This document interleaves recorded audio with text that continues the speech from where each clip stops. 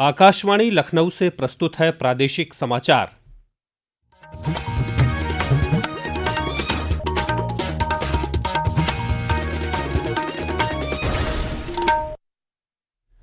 मुख्य समाचार।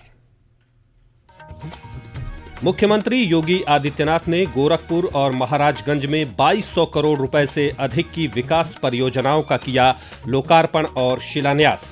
कहा, अगले 3 वर्ष में प्रदेश से खत्म होगी गरीबी। मुख्यमंत्री ने फसलों की सुरक्षा को लेकर अधिकारियों के साथ की समीक्षा बैठक। रबी सीजन में फसलों को आग से बचाने के लिए सभी जरूरी इंतजाम करने के दिए निर्देश। चैत्र नवरात्रि की अष्टमी पर प्रदेश भर के देवी मंदिरों में उमड़े भक्त। मुख्यमंत्री ने देवी पाटन शक्तिपीठ पर मां पाटेश्वरी का किया दर्शन पूजन। और अयोध्या में कल धूमधाम से मनाया जाएगा राम जन्मोत्सव। प्रदेश भर में रामनवमी के पर्व को लेकर हाई अलर्ट घोषित।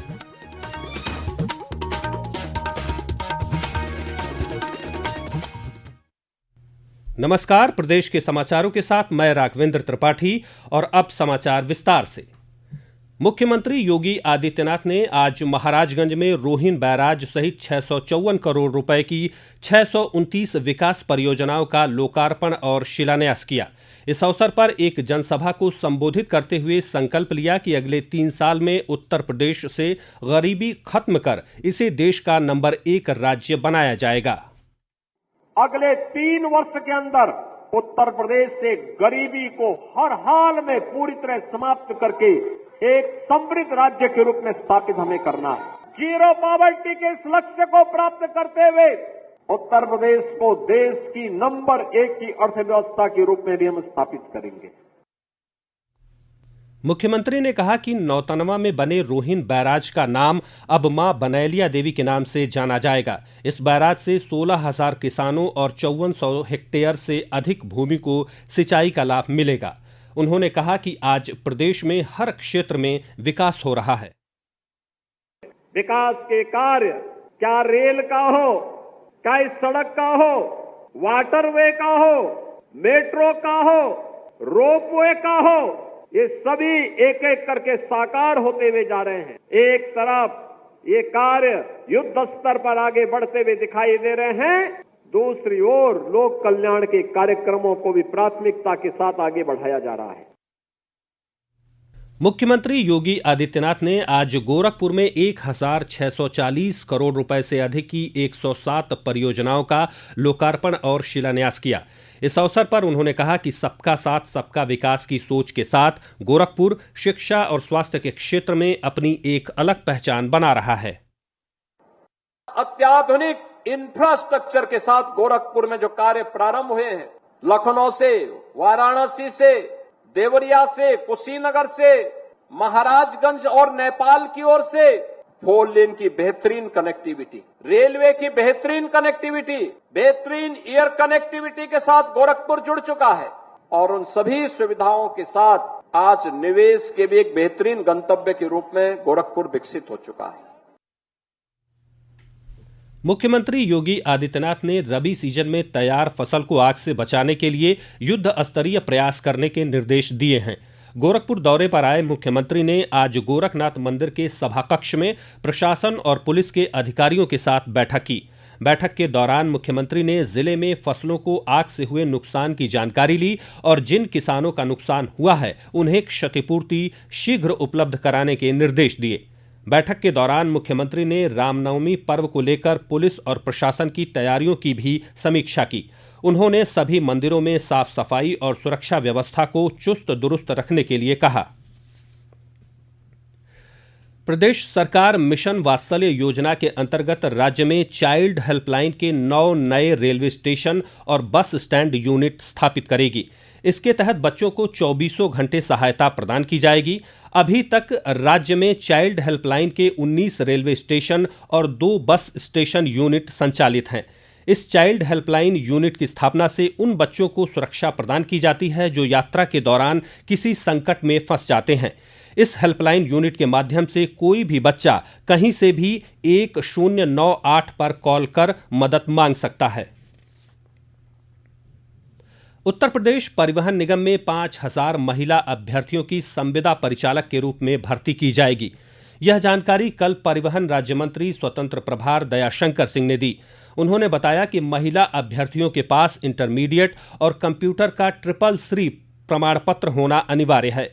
महिला अभ्यर्थियों की सुविधा को ध्यान में रखते हुए उनकी नियुक्ति उनके गृह जिलों के डिपो में ही की जाएगी।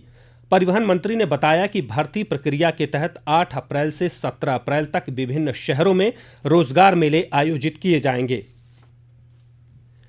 यह समाचार आप आकाशवाणी लखनऊ से सुन रहे हैं। ताज़ा समाचार जानने के लिए आप हमारी वेबसाइट newsonair.gov.in पर लॉगिन कर सकते हैं।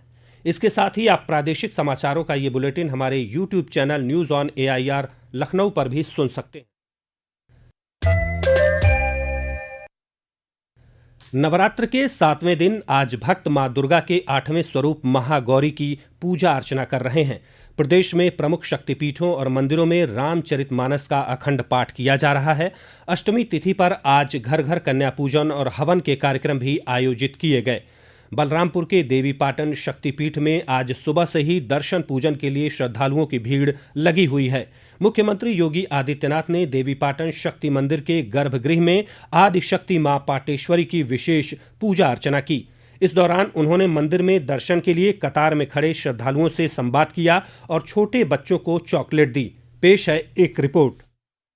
देवीपाटन शक्तिपीठ पर प्रातः काल से ही बड़ी संख्या में श्रद्धालु कतारों में लगकर दर्शन पूजन कर रहे हैं। सूर्यकुंड से लेकर मंदिर परिसर तक लंबी लाइन श्रद्धालुओं के जयकारों से गूंज रहा है। कोई मुरादें पूरी होने पर नारियल चुनरी मां को अर्पित कर रहा है तो कोई मुरादें मांग रहा है। श्रद्धालुओं की सुरक्षा हेतु जिला प्रशासन पूरी तरह मुस्तैद है। पूरे परिसर का CCTV कैमरे से निगरानी किया जा रहा है। राम कुमार मिश्र, देवीपाटन शक्तिपीठ, बलरामपुर। सीतापुर में प्रसिद्ध मां ललिता शक्तिपीठ पर भक्तों की भारी भीड़ है। मां की आराधना के साथ साथ यहां श्रद्धालुओं द्वारा हवन पूजन और कन्या भोज का भव्य आयोजन किया जा रहा है। वाराणसी में मंगला गौरी और अन्नपूर्णा देवी मंदिर में भक्तों का तांता लगा हुआ है। काशी विश्वनाथ धाम में अखंड रामायण पाठ का आयोजन किया जा रहा है। यह पाठ कल रामनवमी को समाप्त होगा। अयोध्या के श्री राम जन्मभूमि मंदिर में कल रामनवमी का पर्व राम जन्मोत्सव धूमधाम से मनाया जाएगा। श्री राम जन्मभूमि तीर्थ क्षेत्र ट्रस्ट के महासचिव चंपत राय ने बताया कि कल सुबह 9:30 बजे से मंदिर परिसर में पूजा और अनुष्ठान शुरू हो जाएंगे।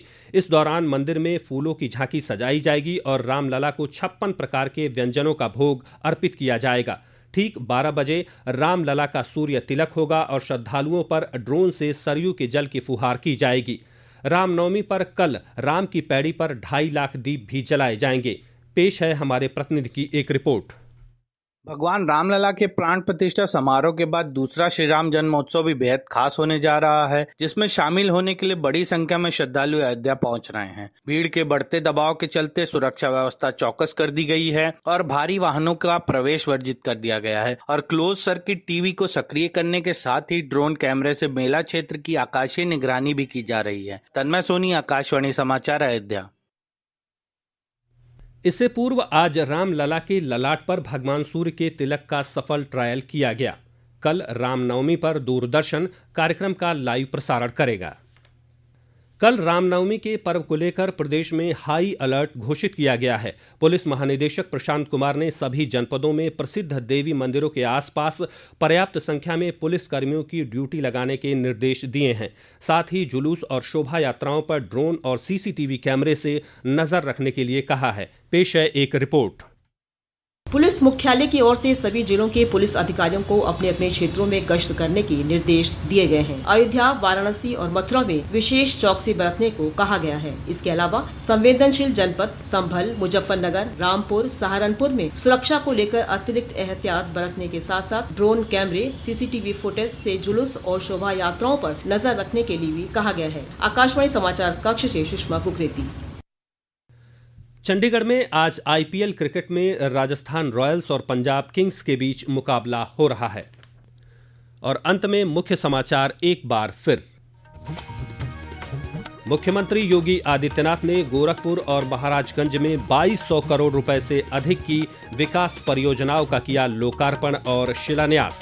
कहा, अगले 3 वर्ष में प्रदेश से खत्म होगी गरीबी। मुख्यमंत्री ने फसलों की सुरक्षा को लेकर अधिकारियों के साथ की समीक्षा बैठक।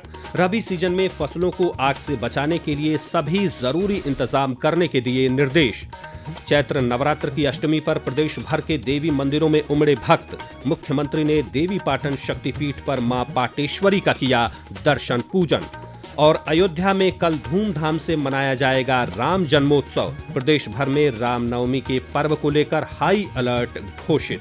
इसी के साथ प्रादेशिक समाचारों का ये बुलेटिन समाप्त हुआ। अगला बुलेटिन रात 8 बजे FM पर प्रसारित किया जाएगा। नमस्कार।